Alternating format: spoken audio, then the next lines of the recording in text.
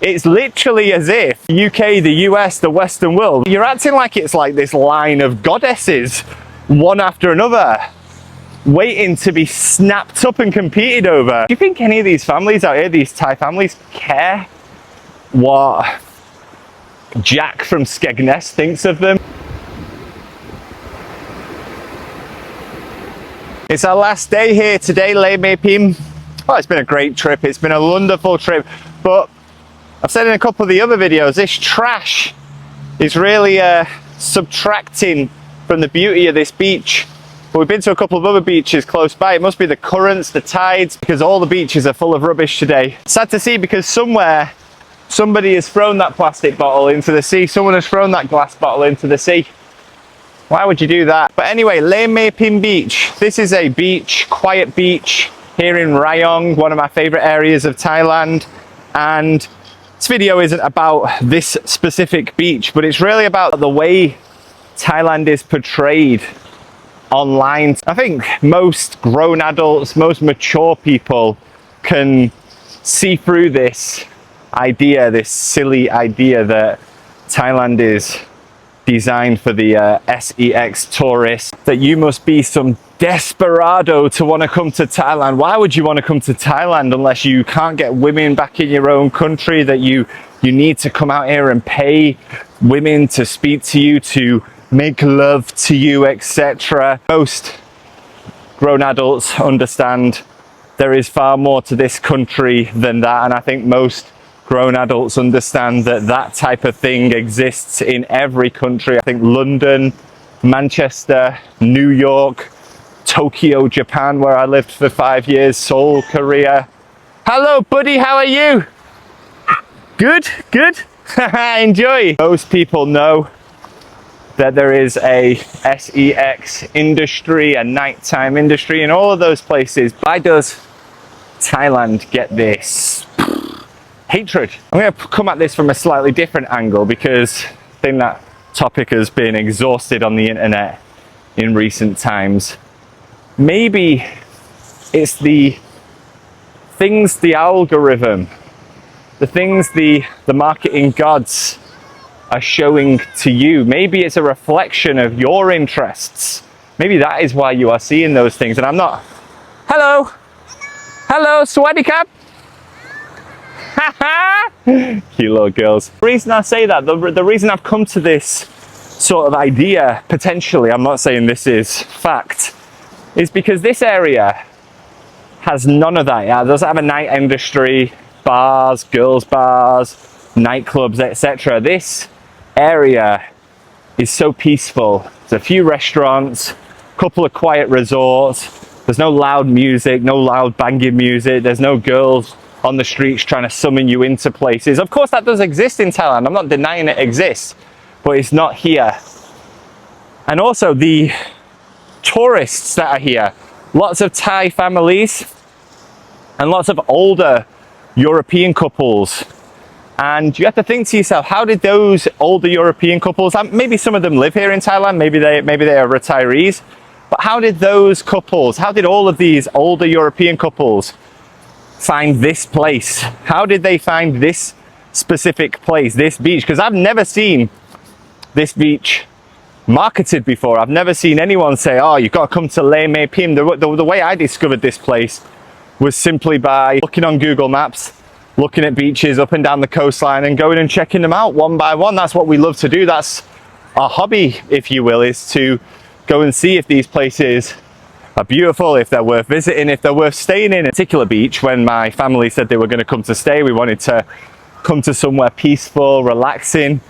Again, ignore the rubbish that has swept up on shore the last day or two, ignore the dark grey clouds, but this particular beach was definitely a sort of place where you would bring elder family to have a relaxing time away from the hustle and bustle. This particular beach is clearly not on the radar of 99% of people who visit Thailand, but clearly there is something on the internet out there which is making certain people aware of it. It gets me back onto that original point, and I'm not saying here that if you're being shown content of people you know, generalizing about Thailand, it means you are one of those people. Is it the crossover algorithm? I always view the algorithm, this magical algorithm, as a big net. So if you've been drawn into this net and you're seeing people saying things like, you've got to be a desperate guy to go out to Thailand, you've got to be poor to go out to Thailand. The most insulting one, as someone who's married to a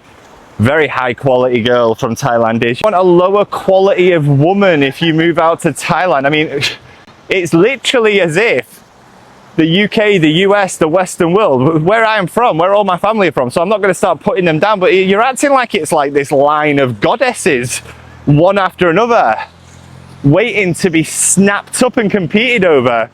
There's some awful people in every country. There's awful people in every country, and there are good people in every country too. And the fact that people generalize and label people, women, do you think any of these families out here, these Thai families, care what Jack from Skegness thinks of them? Like, these families who are hardworking, they get to come to places like this, spend time with their families when they want to relax.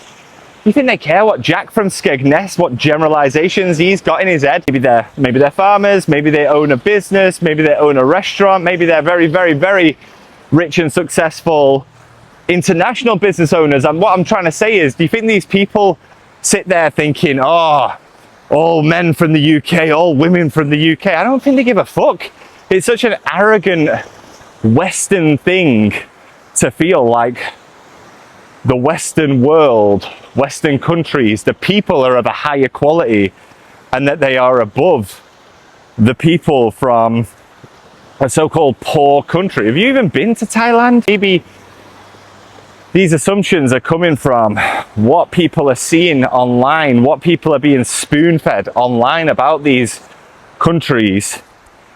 Maybe you're being drawn into a certain algorithmic net. And I would say cleanse that algorithm, get those silly ideas out of your head, and get out here and discover the real Thailand, because Pattaya, that ain't the real Thailand. That is a sex tourist paradise. Let's be honest. Unless you're into that nightlife, you're not going to go to Pattaya. Out of all the places you could go in Thailand, you're not going to go to Pattaya. Phuket is beautiful if it was 100% empty. I lived there during COVID 2021. No tourists allowed in or out. Oh man, it was stunning. Miles of empty beaches to ourselves. Again, because of the way it's marketed, and rightfully so, you know, it's marketed as a beautiful destination, but so many people converge on those places, and people are reactionary, right? Businesses are reactionary. That's an opportunity for businesses, whether it be a restaurant, whether it be a bar, a nightclub, whether it be a nighttime establishment. That is an opportunity for people to make money. I guess it's that old adage of don't talk about these places, these parts of Thailand, those parts that are completely untouched, because it'll ruin them. But I don't think my small voice on YouTube is going to bring too much attention on it, because so much attention has been brought onto certain places. Yeah, fair enough. Certain business establishments are going to be wanting a piece of that pie. If you want to see the real Thailand, get a car. It's not a long drive. Get a car from Bangkok and drive all the way down the coastline, either coastline, Hua Hin side or Pattaya side. And yeah, of course there's the north as well, but I'm talking mainly about beaches in this video. Just go past those hotspots, go past Hua Hin, go past Pattaya, and just keep on going. Oh look, there's a beach here, should we go check it out? Maybe you'll get there and you'll be like, yeah, it's all right, I've done it myself. All right, not the best beach I've ever seen. Jump back in the car and keep on driving. Give yourself some time to explore. And I'm confident if you do, you'll find the real Thailand, the Thailand that you kind of dream of. Auntie is visiting at the moment. She turned around to me the other day and said, you know what, Rob? This is what I had in mind when we were planning to come out to Thailand. Sitting here on a beach, drinking a fruit shake, fruit smoothie, watching a beautiful sunset. My daughter, my wife, myself playing. I mean, you know, I'm playing with my daughter, not just playing on my own, playing in front of her, my mum, just relaxing, enjoying the scenery.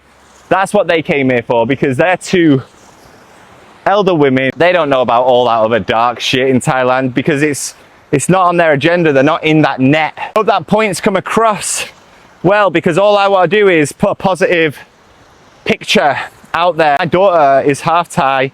My wife is Thai. She'll grow up here. We are planning to live here long term. And whilst I'm not going to single-handedly change the country, I hate those generalizations. People say ignore it, but I kind of feel obliged to stand up for this country that is so beautiful. And I don't think it's misunderstood. I think many people know that it's beautiful, but I think it's very, very easy to put a country like this down, because you can just whip a couple of generalizations out. But I think it's such a demonstration of arrogance from Western people. And not all Western people, but a lot of Western people, so fucking arrogant. If you're not interested, why are you involved in the conversation? That's the other thing that I always think as well. The people who are out here spreading hate, spreading their pathetic insights, there must be something that has set them off that way. Because if someone, for example, started slagging off Uganda right now, I don't know a fucking thing about Uganda. I'm not criticizing Uganda. I don't know a fucking thing about Uganda. I really don't. Crime rates, industry, nightlife, whatever. I don't have a clue about Uganda. So it doesn't bother me. Doesn't look like it's going to be a beautiful sunset today, guys. Thankfully, 2-3 days ago, I got plenty of footage of that beauty. So maybe I'll pop a little clip on the end of this video now. Have a good day. Thank you for watching. Bye bye.